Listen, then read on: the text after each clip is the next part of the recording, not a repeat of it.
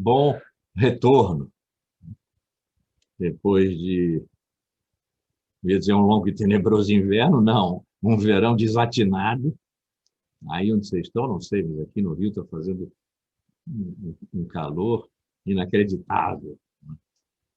E ontem nós botamos o termômetro lá fora, e deu 52 graus, na sombra 40. Está bravo. Então, depois desse verão de descanso, estamos de volta para a nossa alegria aqui. Vamos estar alegres juntos até 3, 4 de março. Depois mais uma aula, mais para o final de março. E aí, pronto. Recomeça de onde acabou no próximo semestre, não posso dizer, sei lá, período. E todo mundo está desde já, com crédito, sem crédito, convidado para voltar. Isso aqui é compromisso de vida. Quem quiser está sempre voltando, sempre bem-vindo. Eu vou retomar um pouco para a gente não ficar muito no ar, né? Porque tem um tempinho já que a última aula foi dada. Eu estava apresentando aqui a questão, porque para mim é uma questão de vida, mudou a minha vida. A chegada da pandemia mudou a minha vida, a nossa vida em todos os sentidos, né, da preservação da vida.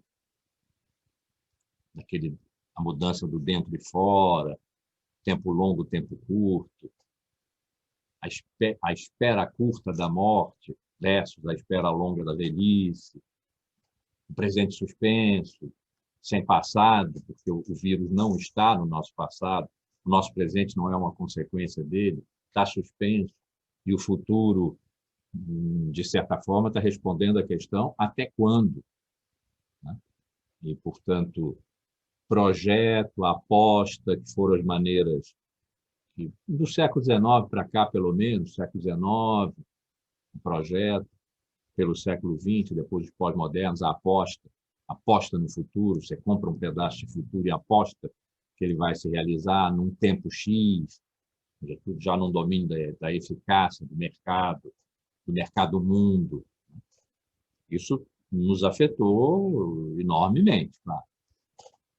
Me afetou, especialmente, o fato de que a vinda da pandemia propondo, não propondo, porque nós não somos livres para aceitar ou não, estabelecendo um paradigma novo, paradigma pandêmico, é aquele, já tantas vezes eu falei nisso, foi tema muito central do curso passado, estabelecendo uma relação nossa com a natureza, e que eu caracterizei aqui como a Terra invadiu o mundo, uma relação nossa com a natureza ao avesso completamente do que nós vínhamos fazendo há 25 séculos, desde que os sofistas, lá no século V a.C.,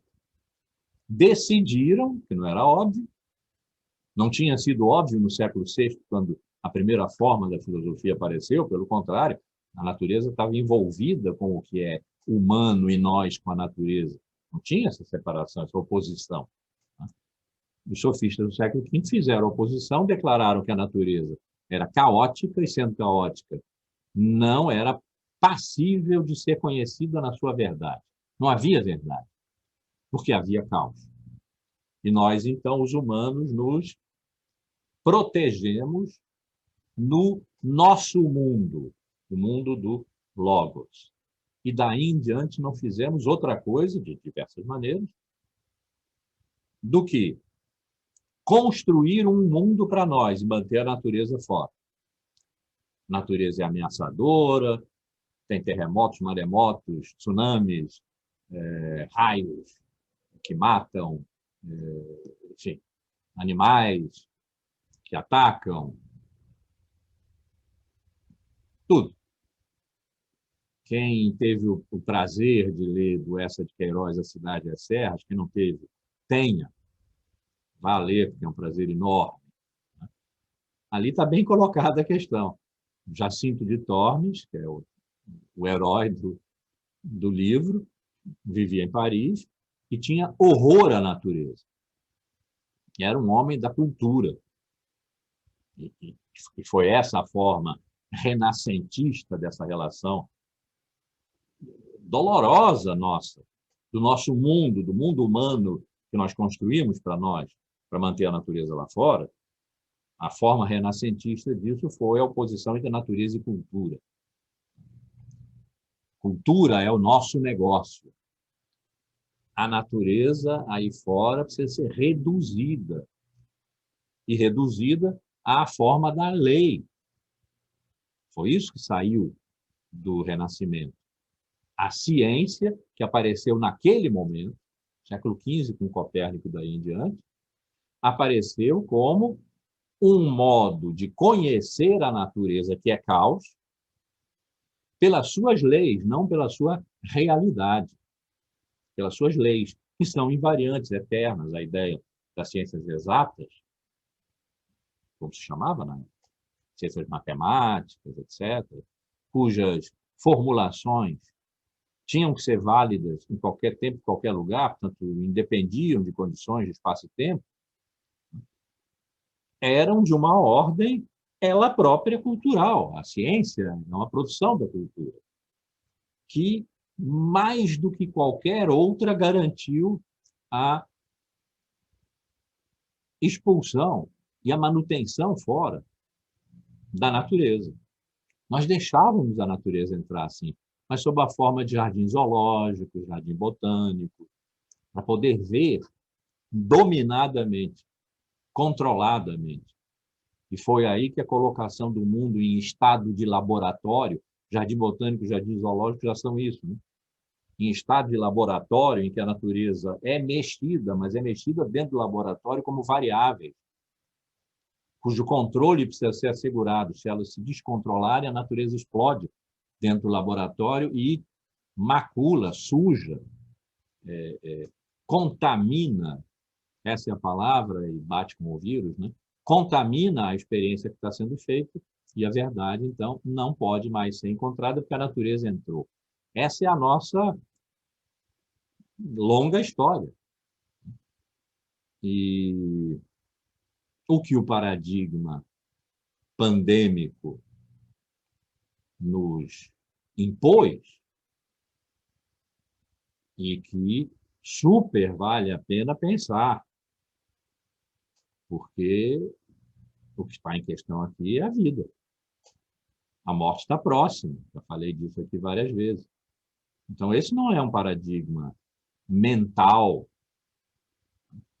um paradigma formal da ordem do pensamento, não é um sistema de regras que determina a pensabilidade e dissibilidade de uma determinada época. Isso que, ao longo de 20, 30 anos, nem sei quantos, eu andei procurando. E que deu nos Assassinos do Sol, é uma história de paradigmas filosóficos, que estão sempre nas obras. Essa é uma história que não é uma descrição das obras, não é uma história dos conteúdos, mas os paradigmas filosóficos, a filosofia sendo a ponta de lança da cultura, já disse aqui também tantas vezes, porque faz a pergunta mais elementar, mais fundamental, mais infantil, né? O que é isso? O que é isso? Pergunta do ser, mas o ser disso, né? Dessas coisas, de todas as coisas, do mundo, do nosso mundo. Então, a história dos paradigmas filosóficos aparece em ação nas obras dos filósofos. E isso desde o século VI, em que, pelos fragmentos, que só muito depois foram, não posso nem dizer recuperados, que eles podem ter sido inventados, não criados falsamente. Os fragmentos pré-socráticos não são fake news, mas eles foram sendo, no século XIX, pensados aqui e ali, em outras obras, porque as obras pré-socráticas desapareceram, não foram mais copiadas, não chegaram até nós, não há temos. Mas é ponto pacífico, porque Aristóteles disse que o primeiro dos pré-socráticos, os instauradores da primeira forma da filosofia, que depois foi limada pelo próprio Aristóteles, foi Tales de Mileto. Nós temos dois fragmentos dele. Um que diz, é a água, e que possivelmente é uma resposta à pergunta, e essa, então, é a pergunta filosófica, é a insistente pergunta filosófica, qual é o elemento que unifica toda a dispersão? Ou seja, o que é que dá garantia contra o caos?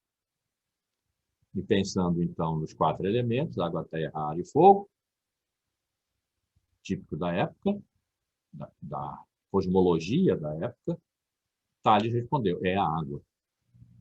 Disse também, é o segundo fragmento de Tales que nós temos, todas as coisas estão cheias de deuses. Aí começou uma experiência cultural grega, na sua primeira forma, que nos diz mais diretamente respeito, não é a forma mítica, para a qual a porteira foi fechada para nós. Nós conhecemos as mitologias, mas tem um logos aí, mitologia. Não fazemos mais a experiência mítica, mas somos capazes, mais ou menos, de fazer a experiência dos primeiros pensadores, lá dos pré-socráticos, e do que aconteceu depois.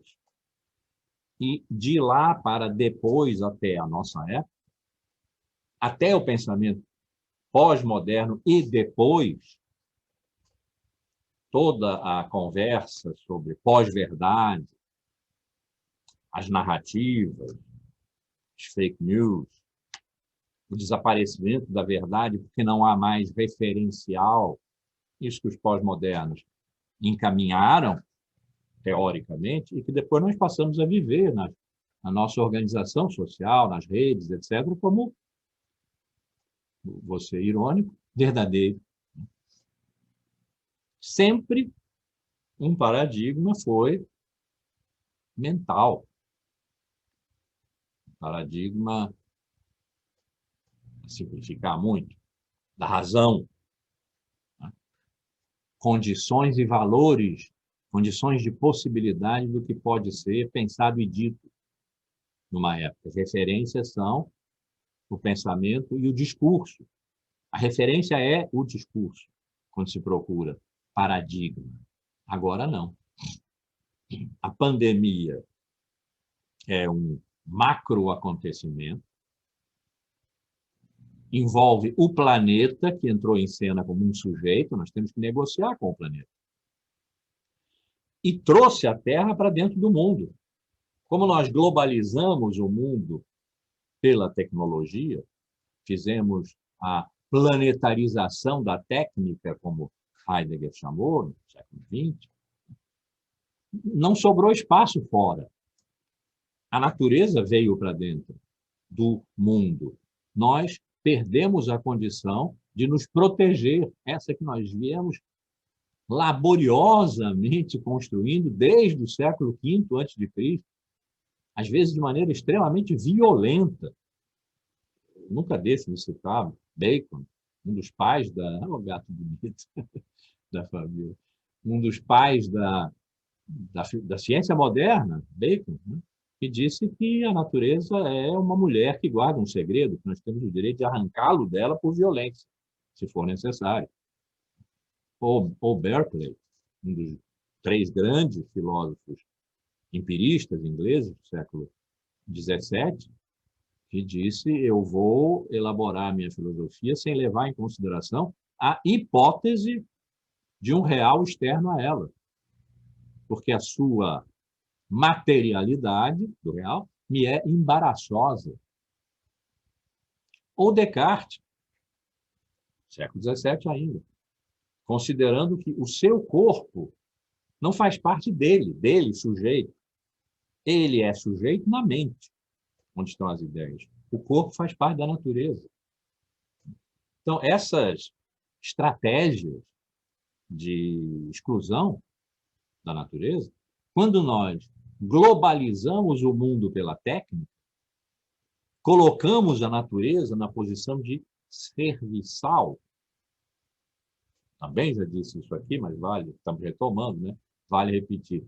Heidegger, no século XX, no seu ensaio A Questão da Técnica, mostrou isso. O que, pela técnica, nós viemos a fazer foi explorar a natureza de tal maneira que nós exigimos dela que se ponha como disponível, quer dizer, à nossa disposição, como reservatório para o nosso uso de matéria-prima, de energia, do que for. Quando esse processo se completou, tanto quanto ele podia se completar, a revelia da nossa longa estratégia de exclusão da natureza, porque a natureza é caos, o caos é ameaçador. O século XX foi mais generoso com o caos, mais receptivo aos fenômenos caóticos, tem ciência do caos. Então, nesse momento, talvez o temor do caos tenha cedido um pouco, do caos ameaçador, quer dizer, do caos que destrói, que desorganiza, que impede o mundo da cultura, das subjetividades, das relações sociais, etc., de se estabilizar, impede o mundo de se estabilizar. O caos, foi permitido ao caos entrar no mundo com cautelas de que a ciência deu conta, né? Chamou-se até caos determinístico, que é um oxímoro, caos determinístico, que era a ciência que estava lidando com o caos. O caos não estava livre, anárquico, mas fenômenos caóticos estavam sendo admitidos pela ciência, pelo pensamento, como coisa boa, que explica a natureza. E quando não sobrou lugar fora, o mundo planetarizado pela eficácia tecnológica botou tudo para dentro. A natureza entrou. E quando ela entrou, não foi para complementar o logos humano com a physis razoavelmente bem comportada, que foi a experiência dos pré-socráticos lá no século VI a.C., e que nós liquidamos. Não foi aquela experiência da conjunção inseparável do logos, força que reúne, com a physis, força que dispersa, ambas forças cósmicas, portanto, lidam com ordem e desordem, equilíbrio, desequilíbrio, harmonia e desarmonia, simultaneamente. Aquela experiência pré-socrática lá ficou. No século IV, antes de Cristo, Aristóteles condenou os pré-socráticos a não serem filósofos. Eles só voltaram à cena no século XIX, quando seus fragmentos começaram a ser catados aqui e ali, publicou-se um livro preciosíssimo, Fragmentos Pré-Socráticos, mas eles estão sendo estudados como objeto. O paradigma pré-socrático, esse da unidade indissociável de logos e physis, né? Da folha de papel, como eu metaforizei aqui mais de uma vez, são 2 páginas, mas a folha é uma só.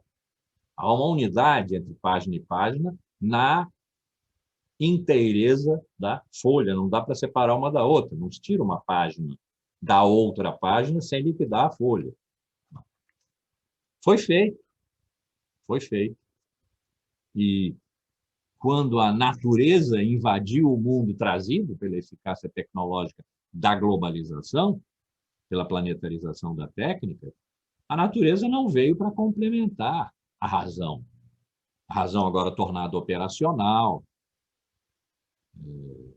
operativa, produtora de resultados, uma razão voltada para o consumo, isso que eu tenho chamado o mercado mundo, para o consumo de tudo, inclusive de nós mesmos, de pessoas, de corpos, de subjetividade e de coisas, todas as coisas, porque tudo virou mercadoria.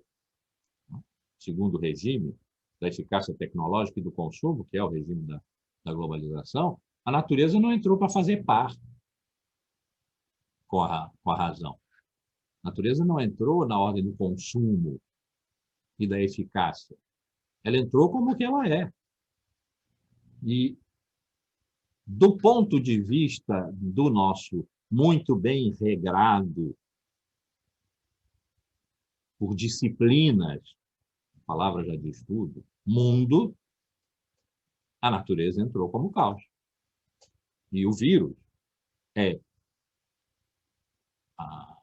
o toque que o caos natural está fazendo no nosso mundo, que está, por isso mesmo, se desestruturando. Então, isso é um paradigma.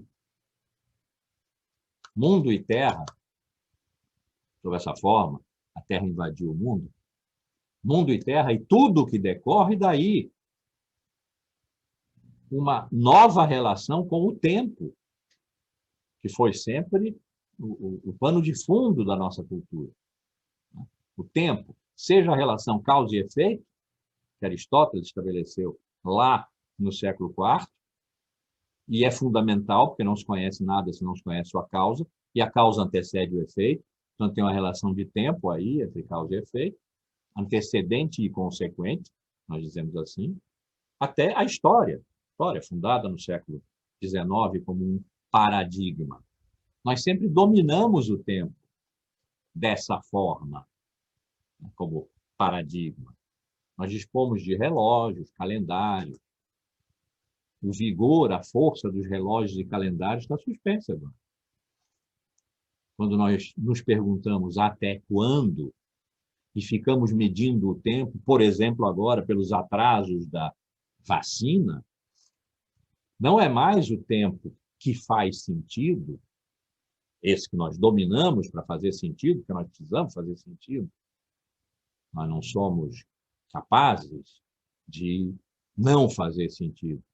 Não encontramos prazer, a não ser os poetas, os grandes criadores, os artistas, que precisam destruir o senso comum dos sentidos excessivos, e por isso agridem, por isso às vezes são mal recebidos, são malditos. Né? Mas fora isso, nós precisamos fazer sentido. Vivemos perguntando isso, mas isso quer dizer o quê? Que sentido tem o que você está dizendo? Né? A nossa relação com o sentido está, com haver sentido, está profundamente alterada. Porque o acaso entrou agora fortemente. O vírus é um acaso. A passagem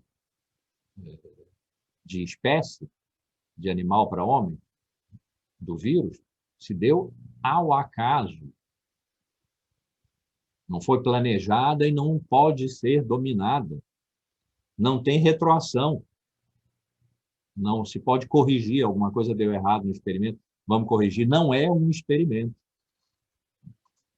Então, com o tempo, com o sentido, com a morte, a expectativa da morte longa, não é que nós não a mantenhamos. Nós estamos aqui na tela e não lá na 140, porque pretendemos uma vida longa, portanto, uma morte tardia. Estamos protegendo a nossa vida e a vida das outras pessoas, com as quais entraríamos em contato se desatinadamente saíssemos por aí, como se está fazendo. Olhem para Manaus. E não só. A morte curta. A espera curta. A suspensão do presente. Uma nova relação de presente, esse presente convulsionado, onde natureza e mundo se afrontam, e não é bonito de ver, com o passado, que nesse momento não é causa do presente, poderá voltar a ser. E nesse momento não é causa do presente. E, portanto, a relação de história com a qual nós temos vivido os 2 últimos séculos, do 19 para cá, está também suspensa. Voltará ou não. Mas, nesse momento, está suspensa, porque a relação nuclear da história é que o passado produz o presente.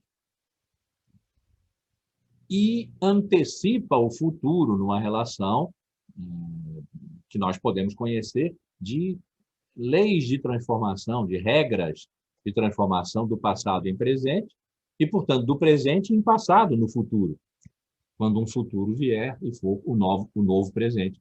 Não estamos dispondo disso, nem no modo século XIX, que atravessou o XX do projeto, algo a ser realizado desde já no futuro, nem o do final do século XX, da aposta. Aposto que, em 3 meses, o real cai em relação ao dólar tanto. E a aposta só é feita, ela não é mental, a aposta é feita no mercado. A gente põe dinheiro nessa aposta. E aí acontece. E acontece antes do futuro vir, o futuro se antecipa. Essas 2 formas estão, provisoriamente que seja, suspensas. Entrou um paradigma novo em tudo, a começar por esse fato não desprezível de que ele não é um paradigma como todos os outros paradigmas foram. Um paradigma conjunto de valores e condições de possibilidade. Um paradigma mental, cuja história nós podemos contar, extraindo-a de arquivos que o historiador de paradigmas vai buscar em livros. Não mais. Esse paradigma se dá na vida. É das nossas existências. Esse paradigma é existencial. E nós, de modo nenhum, estamos preparados para lidar com isso. Por isso é que isso é o a pensar mais radical. O paradigma pandêmico. Quanto ele vai durar, não sabemos. Tem 1 ano. 1 ano é muito curto, para quem pensa numa história de 26 séculos. 1 ano é muito curto. Mas o que está em causa aqui não são teorias, explicações do mundo, são vidas, é a vida. E nós contamos as vidas.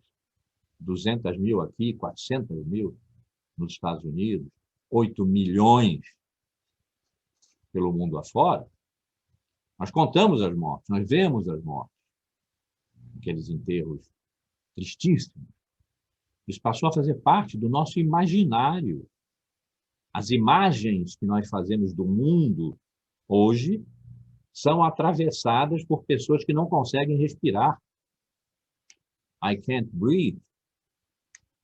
Hoje é o Amazonas que diz.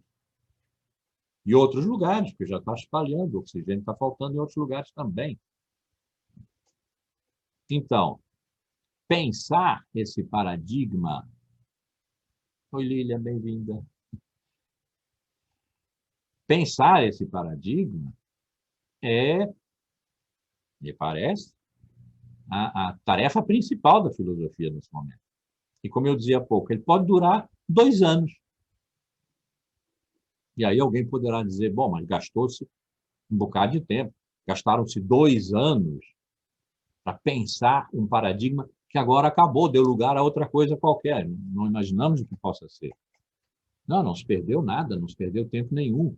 Porque não é do pensamento que se trata, não é do conhecimento, não é das leis, é da vida, das vidas, das nossas vidas comuns e do coletivo de todas as vidas, do mundo, do planeta. O planeta é sujeito agora, a natureza é sujeito.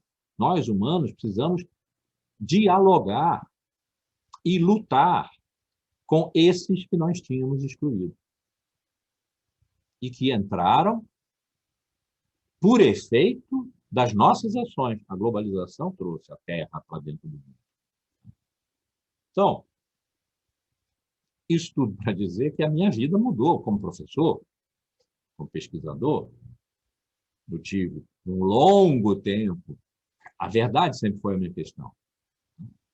Eu tive um longo tempo para pensar a verdade, em que eu pensei a verdade sob a forma da epistemologia, do conhecimento, sempre sob a dominância da filosofia, mas na direção da transdisciplinaridade, da conjugação de esforços das diversas disciplinas, ciências, filosofia, técnicas, práticas, artes. Depois entrei numa segunda fase, longa também. Eu sou velho, né? Estou com 50 anos rodando nisso.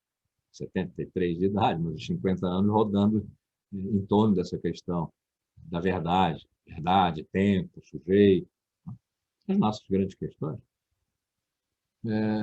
Um tempo aí, não sei, 20, 30 anos, para pensar não mais no regime epistemológico do conhecimento, a verdade, mas no regime histórico, de produção da verdade, das condições de possibilidade da verdade. Foi aí que eu comecei a me dedicar aos paradigmas filosóficos, né? E pelo menos 20 anos eu trabalhei nisso para dar nesse livro que eu estou escrevendo há 10. E agora, de repente, isso rompeu. A entrada do paradigma pandêmico encerrou, por quanto tempo não sei, nem se vou voltar, nem se voltar vou ser o mesmo, nem se esse campo de pesquisa vai ser o mesmo. Acredito muito fortemente que não. O paradigma pandêmico suspendeu tudo isso. É preciso pensar agora a pandemia. E a pandemia não tem história. Houve outras pandemias, claro. Mas contar a história das outras pandemias não nos diz nada sobre essa que está nos matando. A não ser para os cientistas, algumas invariantes genéticas, imunológicas, seja lá o que for, né? Que são técnicas, não são pensamento, reflexão sobre a pandemia. A pandemia, P maiúsculo, essa pandemia, essa que faz paradigma de existência, de vida para nós. As outras não fizeram. Então, eu estava nesse ponto, contando um pouco dessa história que, evidentemente, nesse momento, é vivida com espanto, com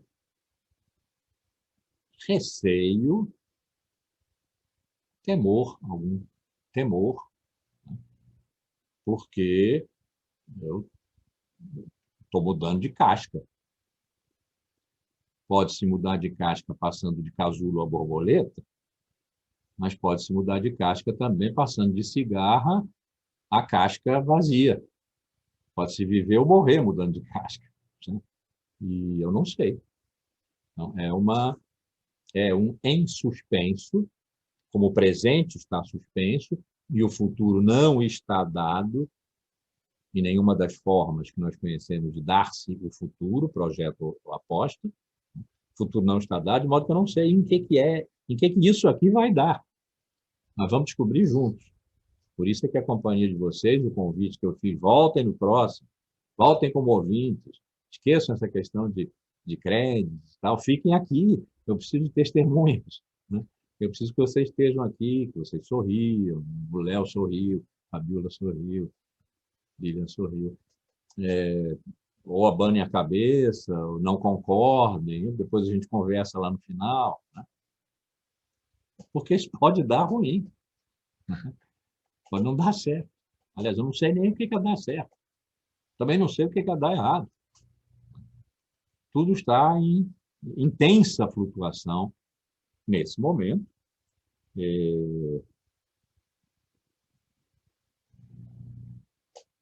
Eu estou pensando o contemporâneo. Porque o que a pandemia propõe é isso. Pense o momento em que você está vivo. Logo em seguida, você pode não estar. Então, pense o momento em que você está vivo. Esse que tem a mesma idade que você. Contemporâneo quer dizer isso, quem tem a mesma idade. Esse momento que nós estamos vivendo tem a nossa idade. Nós estamos vivos nele. Ele é o tempo da nossa vida.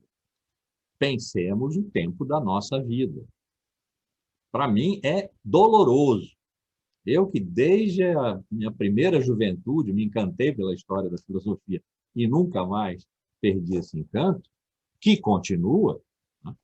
Não estou podendo fazer história agora, porque não se faz história do presente, do contemporâneo hoje. Claro, a gente pode estender o presente, quer dizer, os últimos 50 anos. É um presente, uma vez que a gente vive mais do que isso. É um presente, mas não.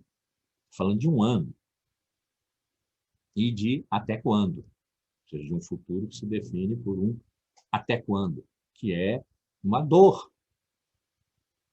Essa pergunta, até quando, que determina a nossa relação com o futuro, é uma dor, é um temor, é um medo. Então, nesse sentido, do mais contemporâneo, o dia de hoje, dia de São Sebastião, 20 de janeiro, é o contemporâneo. De daqui a uma semana, quando nós tivermos a nossa próxima aula, não sabemos. Os sintomas se manifestam em 5 dias, né? Em menos de uma semana. Não sabemos, efetivamente. Não podemos saber. O contemporâneo é muito curto. E não é possível fazer uma história do contemporâneo. Então, a história que eu vinha fazendo, a história dos paradigmas filosóficos, ainda tenho um último volume para escrever, são 9, mas esse é Nietzsche, então eu vou escrever com muito prazer e entusiasmo, apesar de a lógica dessa série de 9 livros dos Assassinos do Sol ter se encerrado. Vou escrever ainda esse último livro esse ano, mas essa lógica se encerrou e o contemporâneo que há a ser pensado a partir do incontornável do paradigma pandêmico. Ele dá de si evidências. Nós o vemos. O contemporâneo não é simplesmente um decurso de prazo, um tempo que nós medimos no relógio, que é o tempo de uma vida, por exemplo. Enquanto nós estamos vivos, o contemporâneo, que é etimologicamente sinônimo de simultâneo. É a mesma palavra, né? Com, símulo, o mesmo, junto com, como em similitude, como em símile, facsímile, o mesmo com, e tempo em contemporâneo, e esse etâneo, né, de simultâneo, é a idade, não diz faixa etária, é a idade, é o tempo. Então, é o mesmo tempo. O contemporâneo e o simultâneo dizem a mesma coisa, ao mesmo tempo. Então, o mesmo tempo é esse das nossas vidas. Nós contamos fazendo aniversário. O calendário vai virando ano a ano e nós repetimos. Tem o carnaval, esse ano não vai ter. Tem os aniversários. Não sei como é que é um aniversário esse ano. Eu vou fazer meu segundo aniversário na pandemia. Qual é a natureza dessa festa? Significa que eu fiquei um ano mais velho? Sim, significa. Isso é objetivo. Mas também significa que eu tenho um ano a menos para esperar. O até quando reduziu-se em um ano. É mais ou menos como a experiência que talvez os prisioneiros façam, quando eles marcam ali na parede os anos. Se eles têm 20 anos de pena, cada ano é um a menos, não é um a mais. Então, sim, nós fazemos aniversários, assim marcamos o tempo. Tem o Natal, mas as famílias não se reuniram. Tem o Ano Novo, que é para ser comemorado, que é uma virada de tempo, mas não houve a festa. Ou houve, e as mortes aumentaram. Então, é outra lógica. O contemporâneo é uma outra lógica de tempo, de o mesmo tempo com, da simultaneidade de tempos, que precisa ser pensada. E ela dá sinais que não são os do calendário. Os do calendário são sinais de repetição. Todo ano se repete no calendário, só os dias mudam de posição. Um era quarta-feira, no ano seguinte é quinta. Mas isso são convenções. O nosso contemporâneo dá sinais que são de vida e morte. São a curva, a média móvel. Todo dia nós vemos a média móvel dos casos e das mortes. Esse é um sinal do contemporâneo. Nós estamos vivos no tempo em que aquela média móvel hoje está matando 900 e tantas pessoas. E em 24 horas são mais de 1.000. É um número enorme. Aqui, só no Brasil, né? É um número enorme. Então, o contemporâneo, no paradigma pandêmico, do qual nós não podemos escapar, podemos avestruzamente meter a cabeça na terra para não ver, mas deixamos o resto do corpo descoberto e é ali que apanhamos. Não vale a pena. Então, nós não podemos deixar de pensar, é esse o trabalho da filosofia. Não sei que a filosofia realmente tenha acabado, como os pós-modernos disseram, mas estavam enganados, hein? Estavam enganados, nós estamos vendo hoje que estavam enganados. Nós precisamos da filosofia para compreender esse paradigma que não se deixa contornar, sem enorme risco. Contornem o paradigma pandêmico e vejam o que acontece. Os franceses têm uma expressão: chasser le naturel, il revient à galop. Quer dizer, excluam o natural, ele volta a galope. É o que está acontecendo agora. Nós excluímos o natural muito longamente, ele voltou a galope, ele voltou invadindo. Nós temos que dar conta disso. As ciências sociais, as ciências biológicas, a medicina, tá, estão nos salvando. As ciências sociais estão analisando as dimensões sociológicas, antropológicas, psicossociais, os adoecimentos mentais, desse momento que nós estamos vivendo. Mas a filosofia precisa pensá-lo. É preciso haver uma compreensão desse paradigma. Ele não é mais um, ele é único. E o único dele é aterrorizador, porque ele bateu nas nossas vidas, não nas nossas mentes. Então, esse contemporâneo dá de si sinais. Ele dá evidências. Essas evidências se impõem. É porque a pandemia dá evidências que nós precisamos ocultar uma parte do nosso rosto. Ou seja, que o nosso corpo fica afetado no espaço público. Quando nós saímos, nós precisamos de máscara.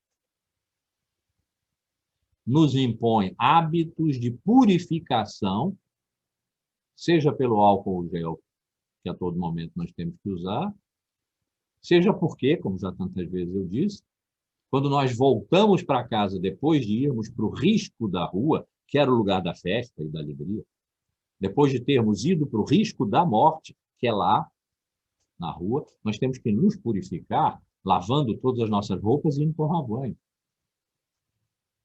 Então, há rituais que nos afetam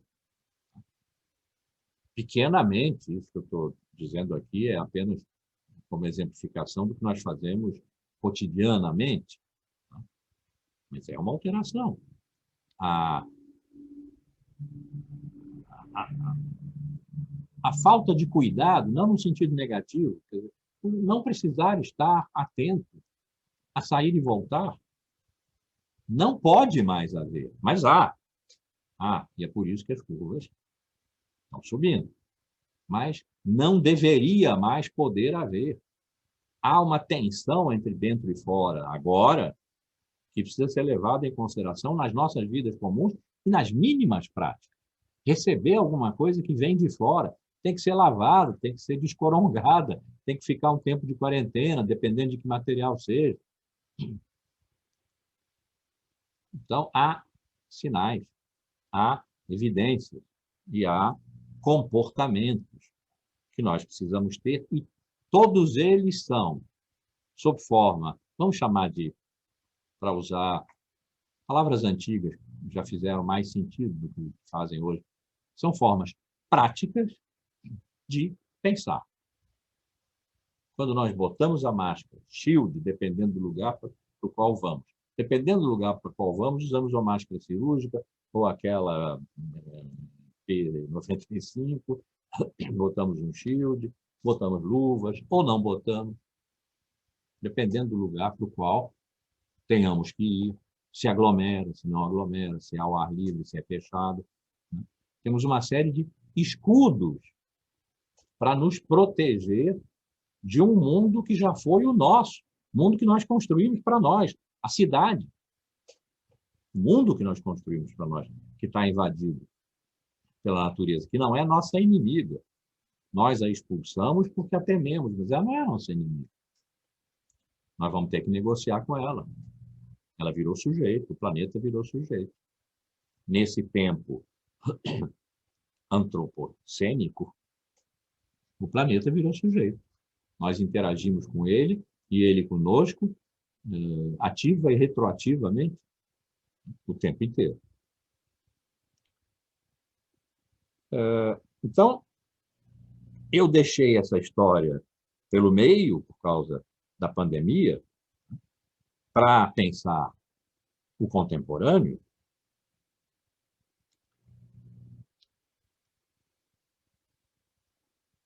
porque nesse momento, no paradigma pandêmico incontornável, que a gente pode querer evitar, mas morre nisso. Nesse momento, aquilo a que eu dediquei metade da minha vida de professor, foi a história, não serve à vida. Eu não pensei que fosse dizer isso. Priscila não está aparecendo aí, mas tenho certeza que está aterrorizada, porque ela já me disse isso. A história não serve à vida. Nós não temos como contar a história do contemporâneo.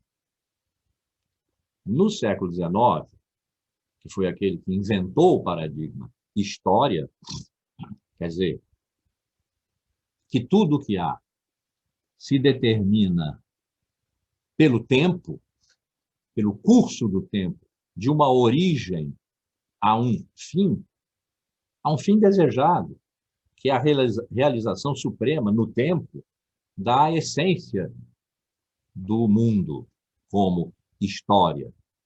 Naquele momento, século XIX, no fim dele, Nietzsche escreveu um ensaio, que é a segunda consideração intempestiva, do seu livro, a segunda consideração intempestiva, sobre a história, se serve à vida ou não.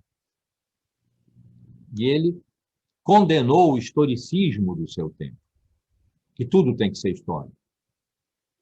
Porque isso era um modo de submeter a história à ciência, à verdade científica, que era a verdade, século XIX, triunfo da ciência positivista, a verdade obtida pela descrição quantitativa, neutra e objetiva dos fenômenos objetivos.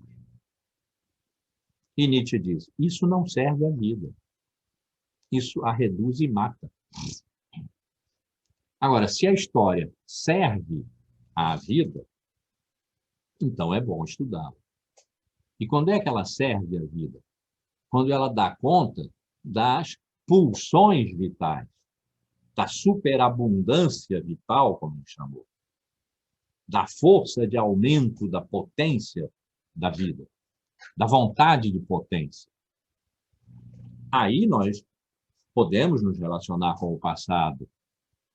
Ele descreveu 3 tipos de história: uma história monumental, uma história conservadora e uma história crítica. Cada uma delas tinha um aspecto positivo e um aspecto negativo. Um que podia servir à vida e outro que só servia à ciência.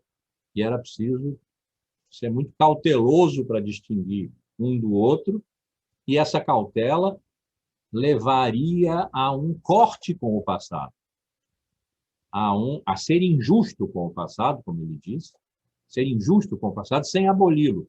Ele diz, ser injusto com o passado e aboli-lo tem uma fronteira muito tênue. Nós não podemos abolir o passado, nós precisamos julgá-lo. Porque no passado foi sempre o poder que se exerceu, e o poder precisa ser julgado. Então, ali, Nietzsche estava problematizando para além das grandes elaborações que a filosofia fez da história no século XIX. Hegel e Marx, só para citar 2, na cabeça. Nietzsche fez uma problematização séria. A história ou serve à vida ou não vale nada. Vale para os cientistas, mas os cientistas, como ele diz, são colecionadores de antiguidades, de papéis velhos. Eles vão aos arquivos, não vão à vida. Hoje, a história não serve à vida. No paradigma pandêmico, contar a história não resolve nada. Contar histórias não resolve nada. É necessário viver como quem vai morrer.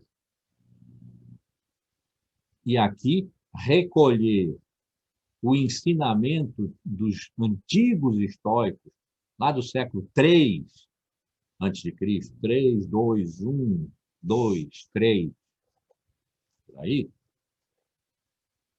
gregos, latinos, um pouco os estoicos religiosos que tocaram no cristianismo, foram importantes na formulação da ética cristã, dos estoicos. A escola estoica era uma que, entre outras coisas, ensinava a morrer.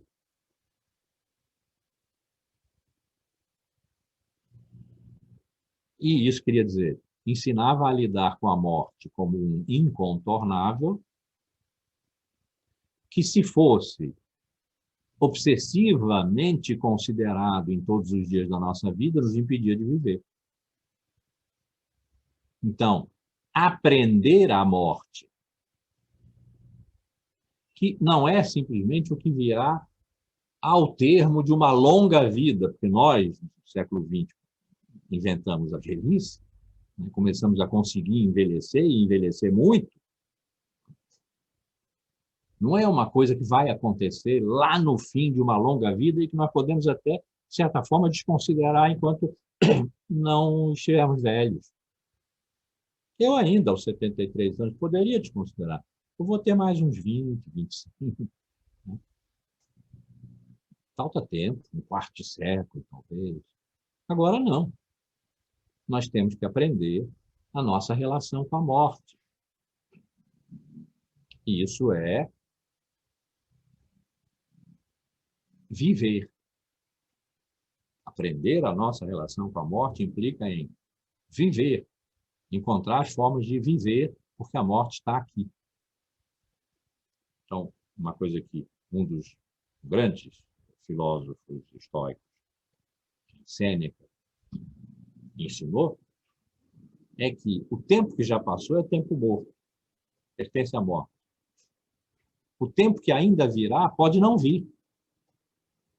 Nós devemos ir dormir esperando que venha o dia seguinte. mas que pode não vir. E para valorizar a vida, para honrar a vida, é importante que tenhamos vivido o dia esse em que vamos dormir como se fosse o último, esperando que não seja. Então, um pouco radical para nós hoje, um pouco assustador, mas é um ensinamento, é uma lição importante para nós refletirmos dentro do paradigma pandêmico. Então, há coisas a serem pensadas agora, das que nós não resolvemos simplesmente contando sua história. Por mais que contar a sua história seja uma tentativa de chegarmos no nosso presente e o compreendermos, foi a minha expectativa, era o meu objetivo na coleção dos 9 volumes dos Assassinos do Sol, entender esse momento da história em que se diz que a história acabou. Essa é uma questão ainda muito teórica. Claro, nós temos que entender o nosso momento, é para isso que serve a filosofia, mas nós temos que entender esse nosso momento vivendo segundo um paradigma que nos impõe a possibilidade da morte próxima, levando a sério um paradigma que não é mental, que é existencial, um paradigma pandêmico. Então, essa entrada no contemporâneo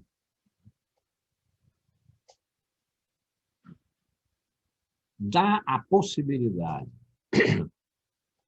de que pensar seja praticamente a mesma coisa que viver as nossas vidas comuns.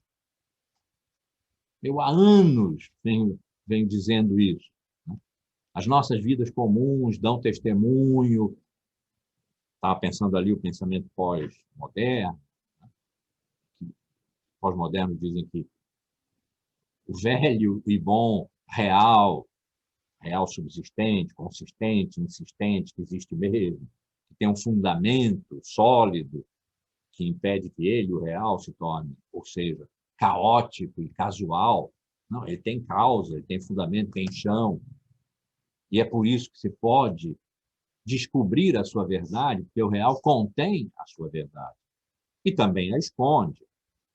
Mas contém, se o sujeito, que é uma consciência, trabalhar bem, isso quer dizer, representar bem para si, representar o real para si, ele consegue, por operações de método é importante, obter a verdade como conceito, como teoria, obter a verdade do real, porque está nele. Os pós-modernos disseram, não, isso aí acabou. Não há mais verdade. Não há mais representação, não há mais sujeito que seja uma consciência. O real, o mundo, que pode ser duplicado num discurso, não há mais. Isso não quer dizer que não haja mais mundo, mas o mundo é um conjunto de simulacros, é uma circulação de signos num espaço sem atmosfera, como Baudrillard caracterizou no seu estilo coruscante, ele era um belo escritor, né? No ensaio dele, a precessão dos simulacros. Os simulacros precedem o real, é isso a tese. A precessão dos simulacros que está no livro dele, Simulação e Simulacro. Estava, então, discutindo isso e dizia sempre, as nossas vidas comuns nos dão o testemunho de que há tanto real quanto virtual, há tanta verdade quanto simulação, quanto simulacro, perdão, há tanta representação quanto simulação, nós somos, ao mesmo tempo, sujeitos e consumidores, há fundamento do mundo e, ao mesmo tempo, eficácia, que não pergunta por fundamentos, pergunta por resultados, não por causas, mas por efeitos, por efetividades e efetuações. As nossas vidas comuns dão conta da simultaneidade de real e virtual, para ficar só com esses dois termos, ou de verdades e simulacros. As nossas vidas comuns, que nós pendulamos todos os dias, muitíssimas vezes, entre um e outro. Estamos aqui nesse momento. Nós estamos na sala 140 da EPA, e não estamos na sala 140 da EPA. Estamos diante de um computador, no entanto, estamos todos presentes aqui. Nós estamos nos vendo, quase nos tocando. No entanto, não estamos presentes aqui. Não sei se hoje a Marina está, mas a Marina está em Nice. A Janine está em Maceió. A Ana está no Recife. Mas nós estamos todos aqui. Então, real, virtual, essas coisas se misturam nas nossas vidas comuns. Dizia eu, disse durante muitos anos, mas eu estava pensando numa questão teórica. Agora, é mais do que isso, e não é mais isso. O paradigma pandêmico, como que nos obriga a vivermos as nossas vidas comuns, vivermos, não pensarmos sobre.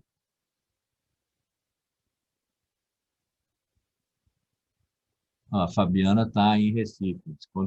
Quando voltar para a sala 140 vai ser difícil. Pensar o contemporâneo, imposto pelo paradigma pandêmico, é mais do que pensar. Porque pensar hoje é viver. É saber viver. É saber não morrer. Viver nesse sentido. Portanto, pensar é viver as nossas vidas comuns. Pensando-as. Mas o fundamental é viver. Os antigos romanos tinham uma frase, vou dizer em latim, porque assim vocês podem, uma roda de chope, quando voltar a ver roda de chope, barbarizar lá. Primum vivere deinde philosophari. Primeiro viver, depois filosofar. Hoje, isso é uma exigência do paradigma pandêmico para vivermos, para não morrermos. Não estou dizendo, como os antigos romanos diziam, que a vida vale mais do que o pensamento, como o filósofo Belchior também disse. Também sei que qualquer canto é menor do que a vida de qualquer pessoa. Sim, é verdade. Mas o que eu estou dizendo é que, se não vivermos, não pensamos. Não é que vivemos e depois vamos pensar. Pensar tem como condição viver. E viver já sabemos. Vida, morte, etc. Não tem metáfora. Questão de vida e morte é mesmo questão de vida e morte. Então, o contemporâneo é o tempo da vida comum, das nossas vidas comuns. É aí que a filosofia tem que ir. A filosofia que foi, e no curso passado eu tratei bastante disso, né? A filosofia que foi a grande filosofia, aquela que está nos livros de história da filosofia, com primazia. E sucessivamente, as grandes escolas que se sucederam. A filosofia que foi grandes sistemas sendo um conjunto fechado, um buraco negro, no qual não entra nada e do qual nada sai. Porque ele precisa dar conta da totalidade do que é.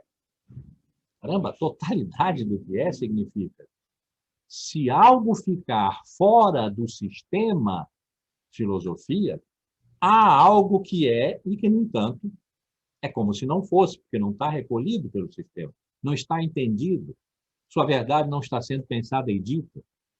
É preciso que tudo o que é possa ser dito pela filosofia, porque nada não é.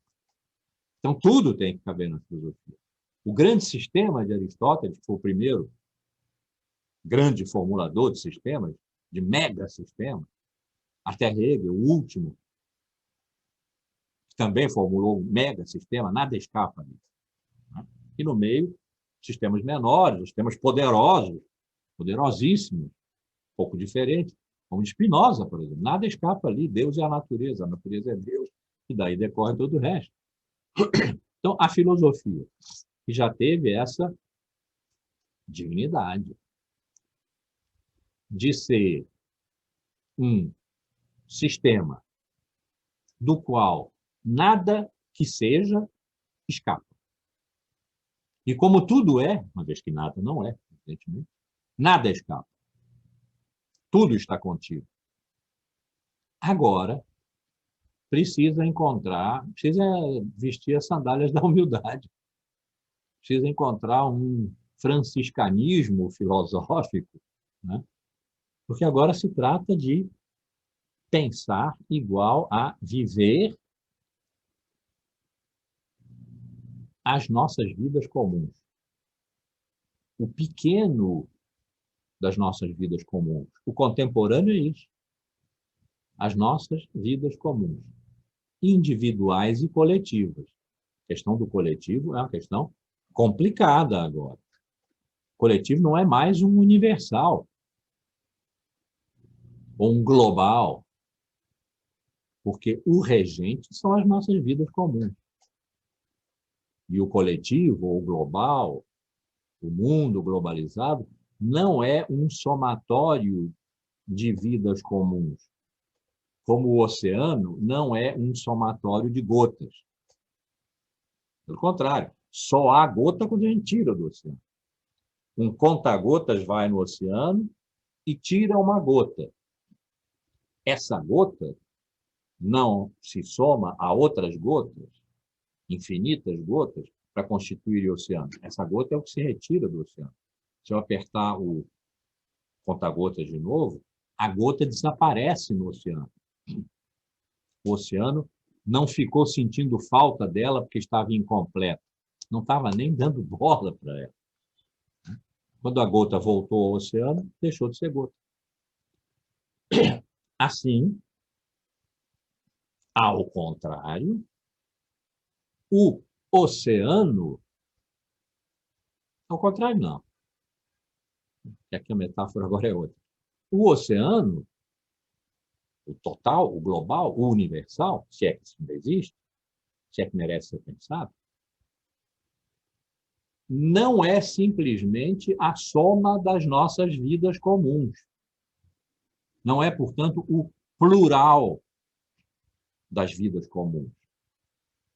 O plural das vidas comuns seria a sociedade, por exemplo, um abstrato. Não é. Então, nós temos que encontrar, não é o objeto desse curso, mas tudo sem novela, como vocês sabem,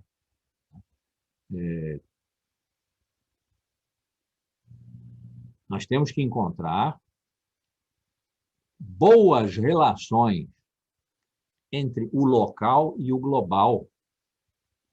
O mais local do local, o nosso lugar, a nossa pequena comunidade, aqui, nós, aqui, onde nós estamos,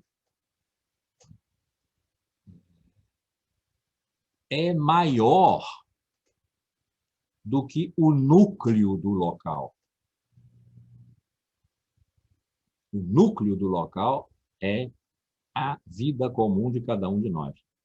É aí que se passa a luta de vida e morte. É aí que o paradigma pandêmico bate e é aí que nós temos a pensar. O a pensar são as vidas comuns,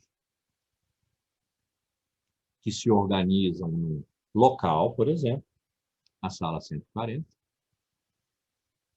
que se generaliza num global. Nós não sabemos ainda bem a relação entre local e global. O local, frequentemente, é uma resistência conservadora à globalização, ou é uma resistência virtuosa ao que a globalização tem de força de dissolução. Então, fala assim, local, logal, dependendo de onde se esteja olhando.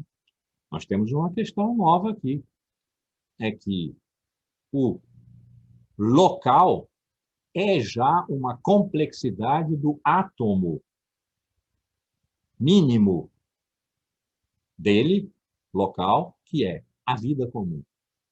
E a vida comum não é um abstrato. A vida comum é a minha, é a do Bruno, é a da Fabiana, é a da Fabíola. nós temos que conversar. Eu gosto muito, vocês sabem, porque eu já disse várias vezes, não é uma metáfora, porque aconteceu, da prática de Epicuro, que não é meu filósofo de preferência, mas ele fez uma coisa extraordinária, a meu ver. Ele abriu os jardins da sua casa, em Atenas, para que as pessoas que quisessem ir conversar sobre os assuntos correntes, ou seja, sobre a vida comum, nos termos nossos aqui, sobre os assuntos correntes, fossem conversar. Todos. Sem currículo. E sem as restrições que a Academia de Platão, o Liceu de Aristóteles impunham. Podiam ir escravos, podiam ir mulheres, podiam ir velhos. Há diálogos socráticos de Platão que deixam claro que o momento da filosofia é a juventude. É o momento em que o jovem precisa aprender a se dominar para poder entrar na cidade, ser político ou guerreiro, e não submeter a cidade à sua vontade, ou seja, quem não é capaz de se dominar não é capaz de governar. É preciso ser jovem. A partir de um certo momento, não ter passado pela relação amorosa, iniciática, pederástica, no sentido filosófico do termo, o jovem sendo conduzido pelo mais velho, pelo mestre, é uma vergonha. Há um diálogo de Platão, supostamente um diálogo socrático, teria sido conduzido realmente por Sócrates, é Alcibíades. E ali Sócrates diz a Alcibíades, olha, você está no limite da idade em que fica vergonhoso você não saber ainda quem você é e o que você pode. Como quem diz, está passando o momento de estudar filosofia. Havia ali muitas limitações. Eram os jovens cidadãos, não estrangeiros, livres, não escravos, homens, não mulheres. No Jardim de Epicuro, que chamava-se assim mesmo, o Jardim, a escola de Epicuro chamava-se o Jardim. No Jardim de Epicuro, podiam entrar escravos. Era muito frequente, inclusive, que escravos libertos, escravos gregos libertos, fossem seus professores estoicos e epicuristas dos filhos dos patrícios romanos. Não podiam entrar escravos, podiam entrar mulheres, podiam entrar velhos, porque ali também se aprendia a morrer. Era necessário aprender a morrer. Não é fácil morrer. A filosofia ensina, também ensina a morrer, como ensina a viver. Ensina a jovens e velhos. Então, quando eu disse aqui, nós precisamos conversar, porque as nossas vidas comuns não são um coletivo, são as nossas, de cada uma e um de nós, vidas comuns. Mas elas seriam voltadas para o umbigo, seriam narcisísticas e solipsistas do mundo lá fora, se nós não fôssemos, ou se nós não formos, porque não é óbvio, capazes de conversar. Conversar tem diversas modalidades.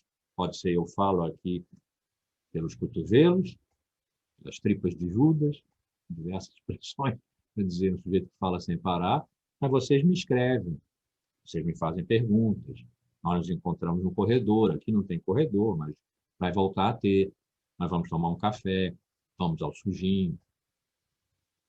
Conversar, sem o que não se tornam um local maior do que essa célula, esse átomo do local, que é a vida comum de cada uma e cada um de nós, não se cria esse local,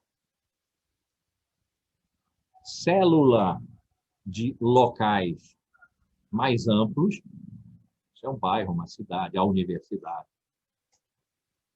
que, por sua vez, interagem com o global, que tem uma natureza mais abstrata, onde tem menos vida real, menos vidas comuns, que é o mercado mundo, globalizado pela eficácia tecnológica.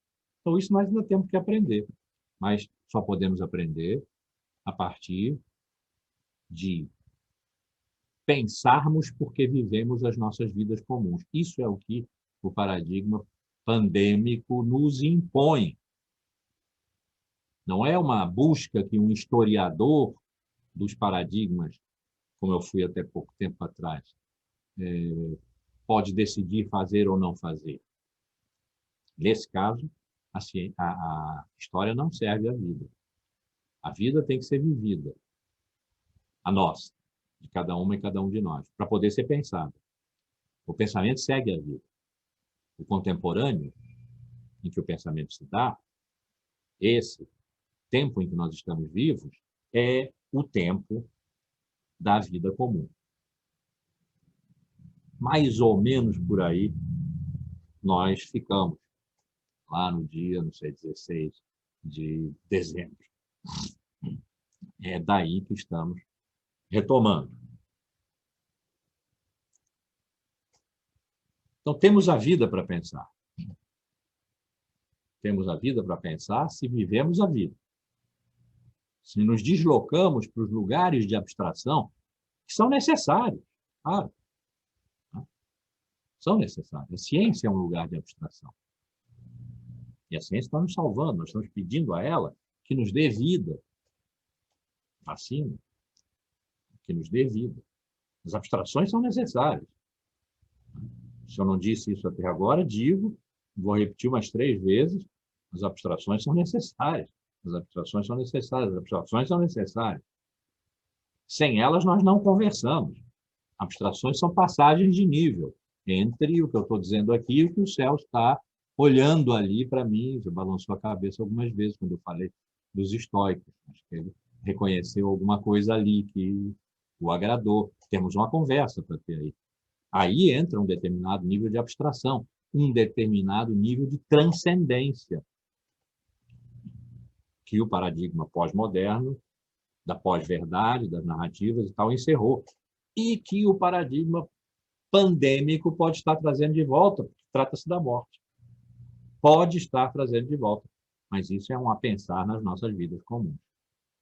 Então, certos níveis de transcendência, certos níveis de abstração, de generalização, tem que ser feito. Isso é que significa precisamos conversar.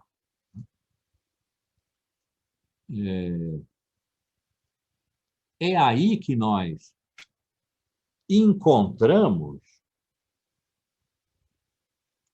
o que temos a pensar. Eu sempre tive muita inveja dos matemáticos. Eu queria ser cosmólogo. Acabei filósofo, que é o mais perto da cosmologia que há. Queria ser cosmólogo. Mas a minha matemática, quando passou da aritmética para aqueles problemas num terreiro, há porcos e galinhas num total de tantas patas e tantas cabeças, quantos porcos, pronto. Aí eu naufraguei e não deu mais para mim. Mas eu sempre tive muita inveja, por isso mesmo, talvez, dos matemáticos, dos físicos, porque eles sabem de antemão quais são os problemas que eles têm para calcular. Porque há uma lista de problemas. 7 problemas matemáticos que não foram resolvidos. Então, eles vão se dedicam, cada um a um problema. E passam a vida em cima desse problema. E tem companheiros de caminhada, colegas com os quais fazem congressos, trocam correspondência, escrevem papers, que são livros e comentados, etc. É uma vida rica. Eu sempre tive muita inveja desses que sabem de antemão quais os problemas que existem e podem escolher aquele que é o seu. Estou em vias de deixar de ter essa inveja. Não deixei ainda, não. Estou em vias de deixar de ter essa inveja, porque o que é que nós temos a pensar? Já soubemos, na filosofia, quero dizer. Já soubemos. A filosofia tinha que começar por uma ontologia, ou seja, uma teoria do ser. Porque enquanto não se souber o que significa ser, não se sabe mais nada. Então, implícito ou explicitamente, seja formando uma disciplina filosófica, a ontologia, a metafísica, ou no implícito do discurso filosófico, nas escolas menores e tal, primeiro vem a ontologia. Depois é preciso determinar como é que se sabe o que é, como é que se conhece ser. Então, tem ali uma epistemologia, que pode ser a dialética de Platão, a lógica de Aristóteles e outras. Essas duas marcaram a história ocidental da filosofia e extravasaram para a ciência. Método indutivo, método dedutivo. E depois extrair do conhecimento do ser consequências práticas, ética, política, legislação, arte, o que fosse, dependendo do sistema elaborado por cada filósofo ou cada escola. Então, a filosofia também já soube. Não eram aqueles 7 problemas nomeados, mas era uma sequência, sem a qual o conhecimento filosófico ficaria meramente opinativo. Ele é tremendamente opinativo. É herético isso que eu estou dizendo aqui, mas o pensamento de Aristóteles é o conjunto das opiniões de Aristóteles. Agora, tem ali uns princípios, uns axiomas, dos quais Aristóteles podia não ter conhecimento, não ter consciência, que são os paradigmas, e que o fizeram ter as opiniões que ele teve, e que pôde defender bem, porque ele estava ligado a esse paradigma, estava ligado a esse axioma. Mas nem tanto ao mar, nem tanto à terra. Os filósofos não podem ficar chutando opiniões. Eles precisam dar uma sistematicidade a elas, já vimos aqui, e, portanto, precisam metodizar. E isso significa criar disciplinas filosóficas encadeadas segundo uma lógica hierárquica. A ontologia vem sempre em cima. Lá embaixo pode estar o interesse que Aristóteles tinha sobre os meteoros. Escreveu um livro sobre os meteoros, que tem um nível hierárquico evidentemente inferior à metafísica, à lógica, à física, à matemática dele, Aristóteles.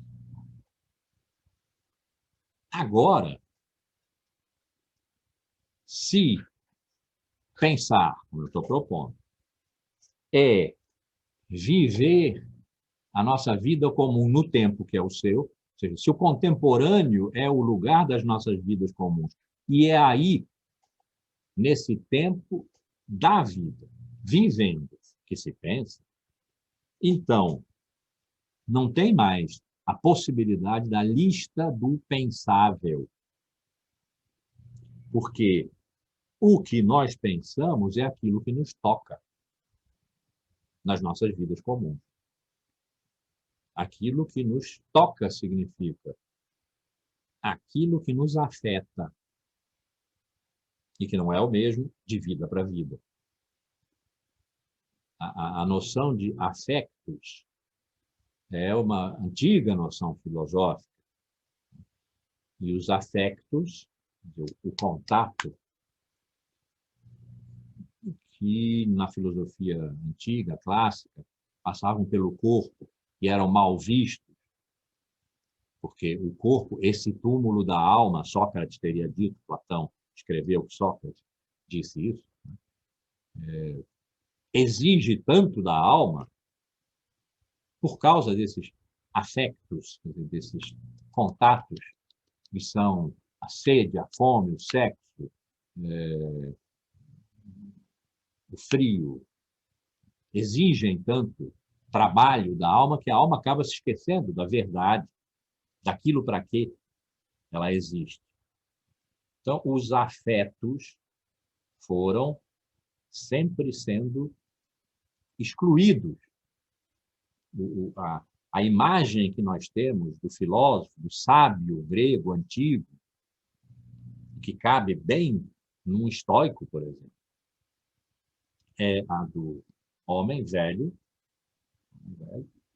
cercado de prazeres, comida, bebida, mulher, riqueza, cercado de prazeres, aos quais ele não dá importância.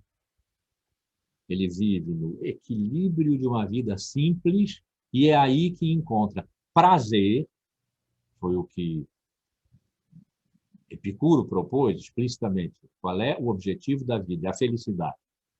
O que é a felicidade? É o prazer. Mas o que é o prazer? É a simplicidade. Eu preciso de muito pouco.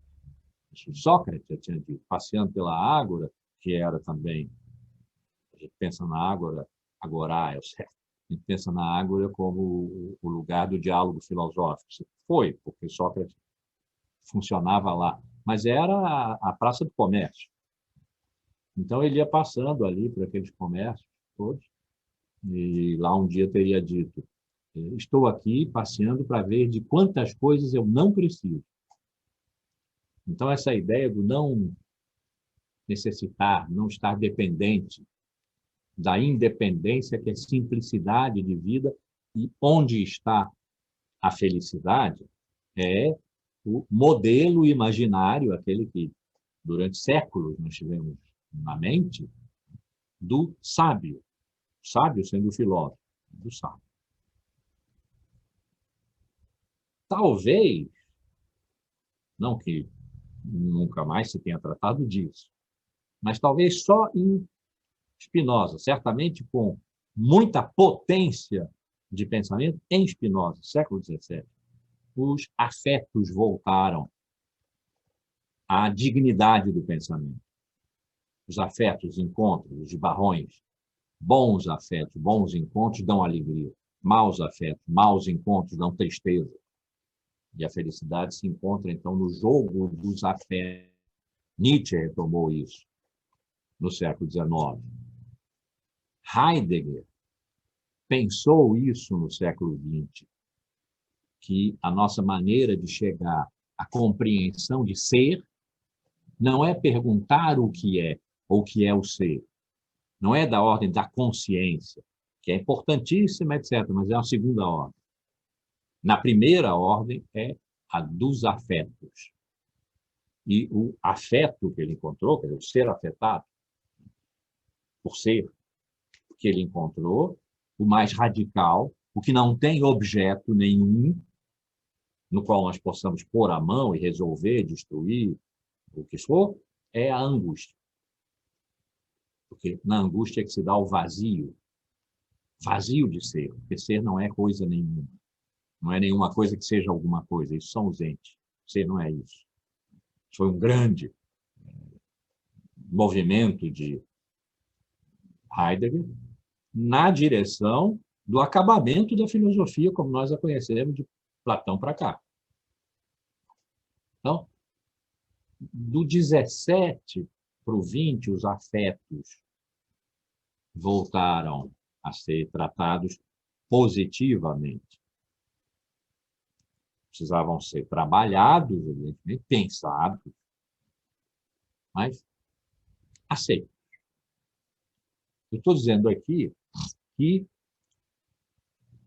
nós pensamos aquilo que nos afeta. Isso significa os afetos têm uma independência originária. Nós não escolhemos os nossos afetos. Os nossos afetos nas nossas vidas comuns, sim, claro. Nós podemos escolher amar ou não amar, ser secos ou voltados para a potência da vida, para a elevação da potência da vida, sermos encolhidos para dentro ou postos para fora. procurarmos o que nos transcende, que é um domínio do religioso, no sentido mais fundamental do termo, quer dizer, de ligar o que está desligado, o embaixo e o em cima, ou não. Podemos ter orgulho dos nossos afetos, como, por exemplo, o Richard Dawkins, que é um grande cientista, que faz uma cruzada mundial ateísta.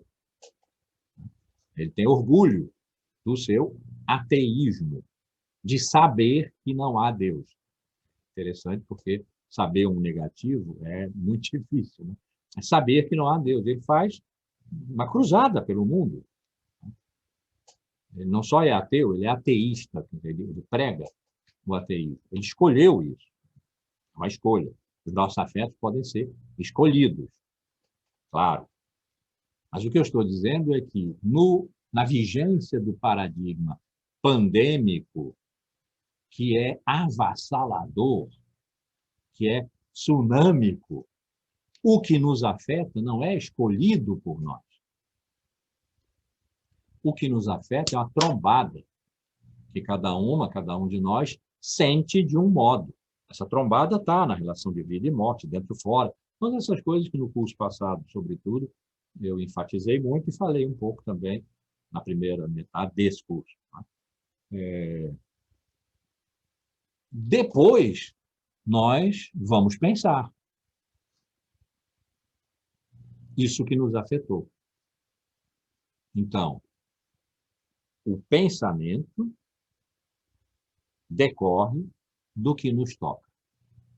O que nos toca é o que nós pensamos. Estou repetindo essa fórmula, o que nos toca é o que nós pensamos, porque o toque antecede o pensamento, segundo o paradigma pandêmico.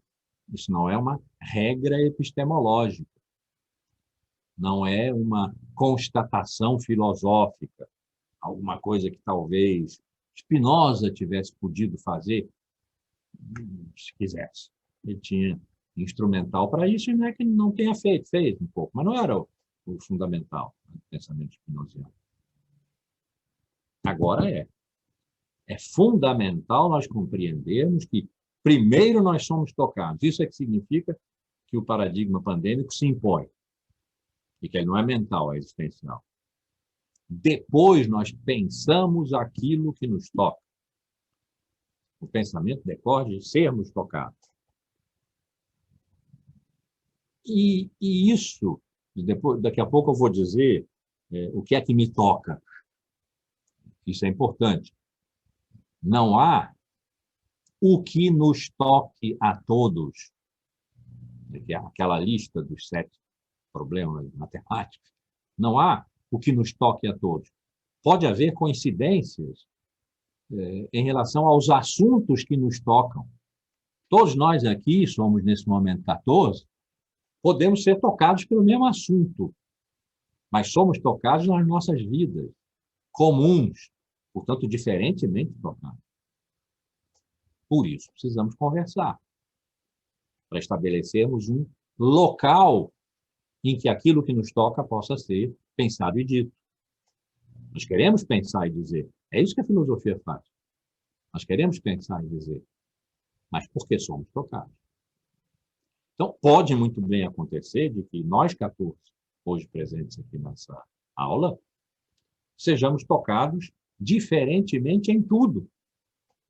Também precisamos conversar por causa disso. Porque nós somos todas, humanos.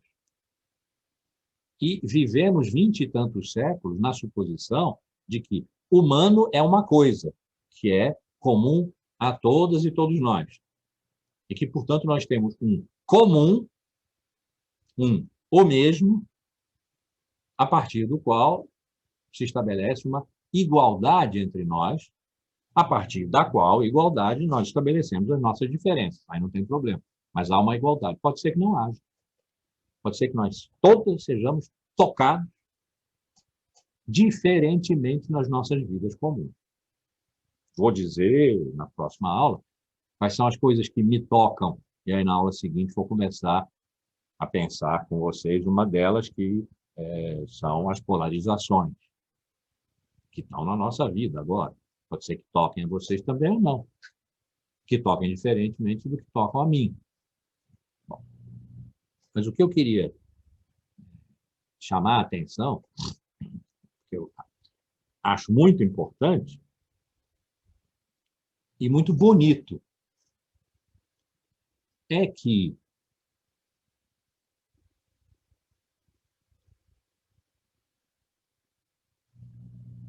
viver é melhor que pensar. Não é isso? Se viver antecede pensar, antecede dá uma ideia de causalidade e tal, não entremos nessa. Mas se viver antecede pensar, então, quando nós entramos no regime de pensamento, nós temos duas possibilidades. Já vivemos. Ok. Agora fica lá fora, nós vamos entrar na sala de aula, ou no laboratório, ou na biblioteca, vamos consultar e usar os nossos instrumentos, pipetas, retortas, reagentes, livros, né? Palavras, para pensar. Podemos fazer isso. Era o que vínhamos fazendo. Não vai dar certo, porque nós estamos vivendo segundo a imposição existencial, não vou me cansar de dizer isso, do paradigma pandêmico. Então, o pensamento tem que levar a vida junto. Porque viver é melhor que pensar, porque nós pensamos o que vivemos, nós pensamos o que nos toca. E é aí que nós vivemos, no que nos toca. Quando nós separávamos vida de pensamento, e o pensamento podia ser a vida de alguém, os filósofos, os cientistas, os professores, podiam ter sua vida qualificada pelo seu pensamento. Quantas vezes nós dissemos, né, pensamos, que é melhor não conhecer os nossos ídolos. Eu tenho um ídolo do século XX que é Einstein. Era melhor não conhecer o Einstein, porque ele isso, aquilo, tratou a primeira mulher dele extremamente mal. Melhor não conhecer. Fico com o que ele nos deu de pensamento. Então, Einstein fica definido pela teoria da relatividade restrita, pela teoria da relatividade generalizada, pela sua contribuição à teoria quântica e outras coisas, né, que duram até hoje. Da vida, se não formos ler uma biografia, que é outra coisa, não é ciência, não sabemos nada, podemos não saber nada e podemos não querer saber nada. Isso significa, porque nós não perdemos esse cacuete ainda. Talvez não percamos, talvez não precisemos perder daqui a pouco, mas hoje precisamos refletir sobre isso. É que quando a vida e o pensamento são desligados, os conceitos se tornam vitais. Porque é, então, pelos seus conceitos que nós conhecemos as pessoas com quem nós nos relacionamos nesse nível. Os professores, os cientistas, os filósofos, os sábios, os artistas, ali em estado prático, na arte, né, como affectus, como Deleuze e Guattari estabeleceram no que é filosofia, pensamento. Os artistas pensam. E nós conhecemos os seus pensamentos pelas suas obras. E é melhor não conhecer o artista, porque o sujeito era um leviano, era um safado, era um proxeneta, um explorador de mulher, batia no filho.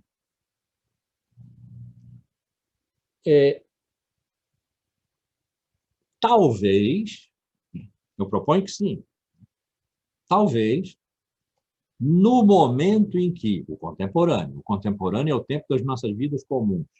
Nas nossas vidas comuns, nós pensamos o que nos afeta. O que nos afeta vem primeiro, portanto, do que o pensamento sobre o que nos afeta. Então, o pensamento sobre o que nos afeta não deve ser um pensamento conceitual. que as ciências produzam conceitos é, é essencial. O DNA é um conceito. Sem esse conceito, bom, nós estaríamos morrendo como moscas, como se morreu na gripe espanhola, em que morreu muito mais gente. A ciência era outra, não tinha vacina, nem penicilina, cloroquina, não tinha nada. Morreu muito mais gente. Então, a descoberta das raízes genéticas, a possibilidade de fazer o sequenciamento do genoma do vírus, tudo isso é conceitual, científico e fundamental. Mas eu estou falando da filosofia. Estou tentando distinguir a filosofia da ciência, porque nos últimos séculos a filosofia colou na ciência. Ela quase que veio a ser, como metaciência, tem alguns que chamaram assim, uma teoria da ciência, ou seja, uma epistemologia, para dizer como é que a ciência conhece a verdade. Estou tentando descolar, porque a filosofia é que está no lugar das nossas vidas comuns. A ciência não. A ciência não pensa segundo o que nos afeta. A ciência conhece. Quem pensa segundo o que nos afeta é a filosofia. Mas é outra. É a filosofia pequena, das chamadas escolas menores, se a gente quiser, mas é uma que nós temos que inventar agora, porque o paradigma pandêmico nunca houve.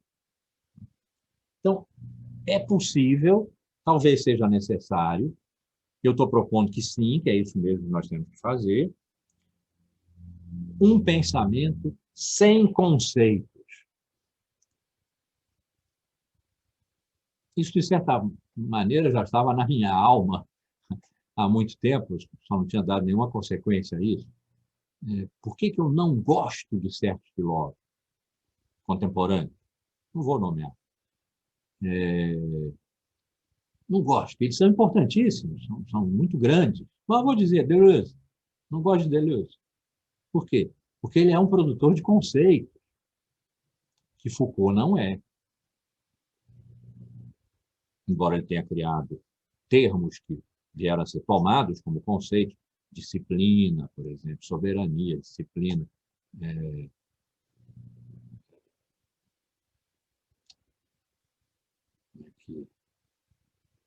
Bom, arqueologia, genealogia, eu queria falar biopoderes, etc. A ideia de Foucault era que o pensamento dele, ele não gostava nem da ideia de autor, nem da ideia de obra, que o pensamento dele fosse como uma caixa de ferramentas. Cada um vai lá, pega o que lhe interessa e se afasta. Não fica discípulo, se afasta. Por quê? Porque ele não é um sistema de conceitos, ele é uma caixa de ferramentas. Por isso eu gosto de Foucault e não gosto de Deleuze. Então, estava lá fermentando de alguma forma. Hoje, por causa do paradigma pandêmico, eu me sinto legitimado para dizer: nós só vamos conseguir pensar aquilo que nos afeta se não lhes impusermos aquilo que nos afeta, não lhe impusermos conceitos, porque conceitos aqui na filosofia são sentenças de morte, são congelamentos da vida. A vida não pode ser congelada. Pode, mas aí é a morte. Nós não queremos. Então, na vida comum, talvez seja necessário, para pensar segundo o que nos afeta, no contemporâneo, que é o tempo da vida comum, pensar sem conceito. É revolucionário isso? Não. Já aconteceu. E aconteceu no começo e no fim da filosofia. Aconteceu em Sócrates. Sócrates não foi um criador de conceitos, Platão foi. O Platão que foi criador de conceitos foi o Platão médio e velho. Os diálogos de Platão são, em geral, classificados por idade. Os diálogos de juventude de Platão provavelmente retratam o que Sócrates teria dito no seu embate com os sofistas, não são recheados de conceitos. os diálogos de maturidade e de velhice são cheios de conceitos. Muito bom de ler, que são diálogos. Ele foi gentil, criou uma forma de pensamento, que é o diálogo, uma forma literária que não havia para poder pensar. A primeira forma da filosofia é essa, é literária, é o diálogo. Mas são recheadas de conceitos, ali não tem vida. Sócrates pensou sem conceito. Provavelmente, por isso, não deixou nada escrito. Sabiamente. No fim da filosofia, que não acabou ali, mas ele achava que sim, dizia que sim, Nietzsche, final do século XIX. Nietzsche morreu em 1900, fim do século XIX. Nietzsche também pensou sem conceito. Ele usou palavras como vontade de potência, o eterno retorno, o apolíneo e o dionisíaco, o trágico, mas intensamente poética essa fala dele.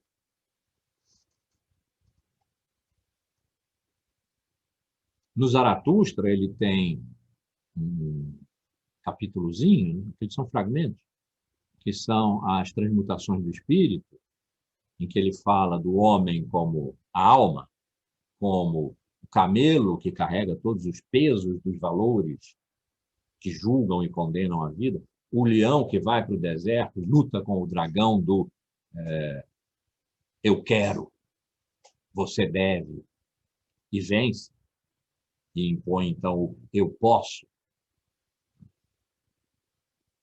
E a transmutação final, que é a da libertação da alma, a criança, que não tem passado, portanto, nada pesa sobre ela, ela é o puro devir. Isso é intensamente poético. Possivelmente um pré-socrático, imagino Heráclito, incorporaria. Como incorporaria as ideias de Nietzsche, algumas delas, Eterno Retorno, por exemplo, poeticamente. É um pensamento poético, não é um pensamento por conceito que aprisiona. Quando ele disse a história vale se serve a vida, e se não serve a vida não vale, ele estava dando primazia à vida. Não aos conceitos, não aos sistemas. Ele foi o quebrador de todos os sistemas. Por isso ele se considerou o último filósofo. E frequentemente ele já não se dizia filósofo, se dizia médico, médico da humanidade, para libertá-la do aprisionamento que os filósofos, moralistas e sacerdotes tinham lhe imposto. Então, se nós pensarmos em Sócrates e em Nietzsche, como começo e fim da filosofia, o fim da filosofia, se é que houve, ainda levou um tempão, talvez tenha terminado mesmo, se os pós-modernos tiveram razão, acho que não, mas é outra, é muito outra. Talvez não seja reconhecível na história que se conta da filosofia dos grandes sistemas. Certamente não é reconhecível. Então, pensar sem conceitos, pensar usando as palavras, porque as palavras nos afetam. O que nos afeta é a comunicação. Isso que está aqui, né, esse pensar e dizer que está aqui, esse ver e dizer, estou vendo vocês, estou dizendo na medida em que vejo vocês, é fundamental estar na sala de aula, é aqui que eu penso. Não é aqui na minha biblioteca. Aqui eu tomo notas, formulo umas hipóteses, mas o pensamento aparece aqui, porque vocês estão presentes. É um regime de comunicação aqui, de palavras. As palavras nos tocam, nos afetam, nos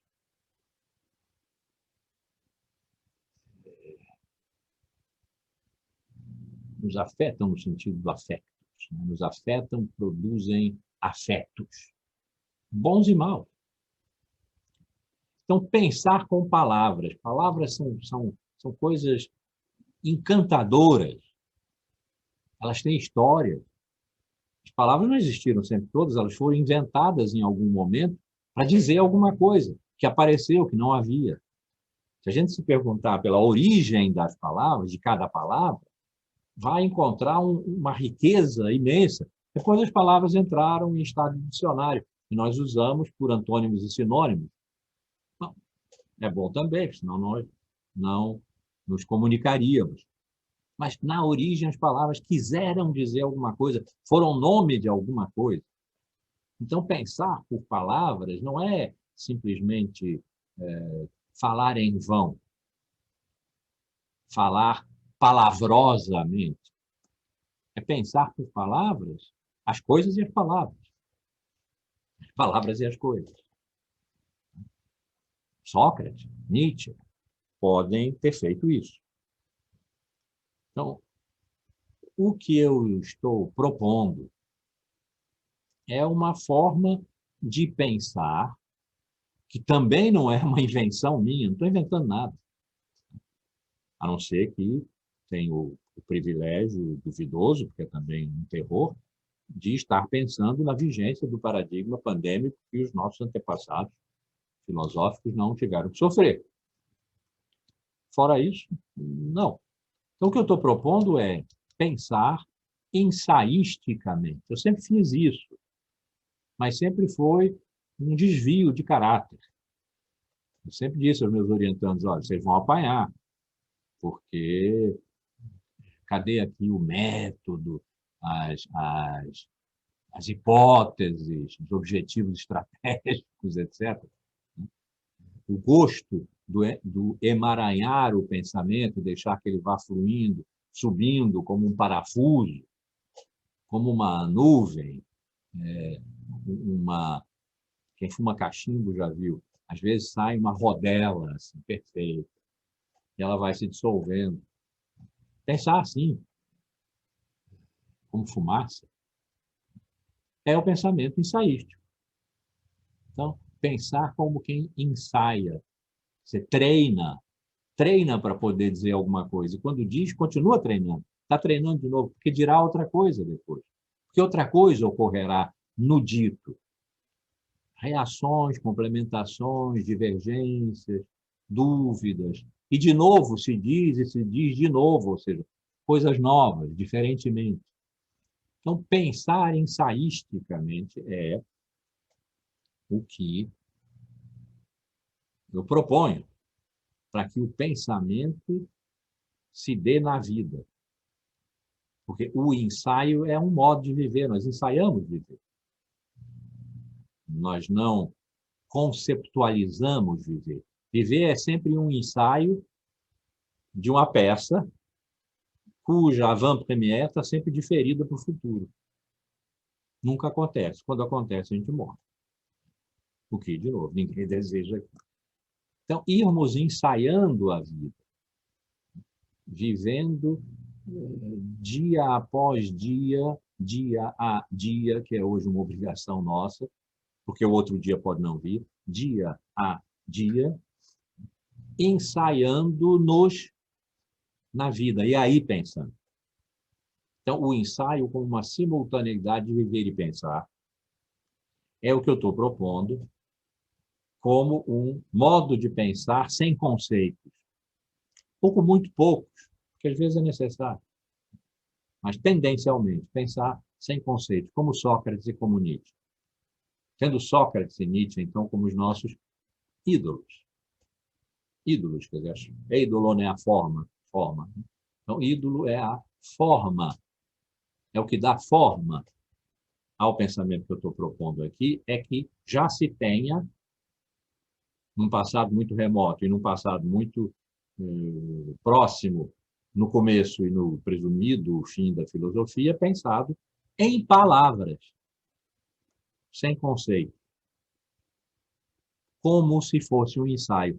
Aquilo que no século XVI Montaigne fez. Ensaiar, pensar, ensaiando. O ensaio sendo, então, a forma literária, não dura, não rigorosa, atacável, condenável pela CAPES, pelo CNPq, Bolsa eu não vou ter nunca mais, tempo que não tem, do ensaio, do pensamento livre, do pensamento solto, leve, do pensamento leve, o pensamento tem que ser leve. Isso eu falei em fumaça. Sobe e desaparece. serve para alguma coisa, encanta e vai embora e outro vem. Então, nós vamos tratar de um ensaio aqui. Nessa quarentena, eu escrevi 6 ensaios. O livro sai esse ano. 6 ensaios da quarentena. Alguns eu até já antecipei, soltei lá na academia.edu.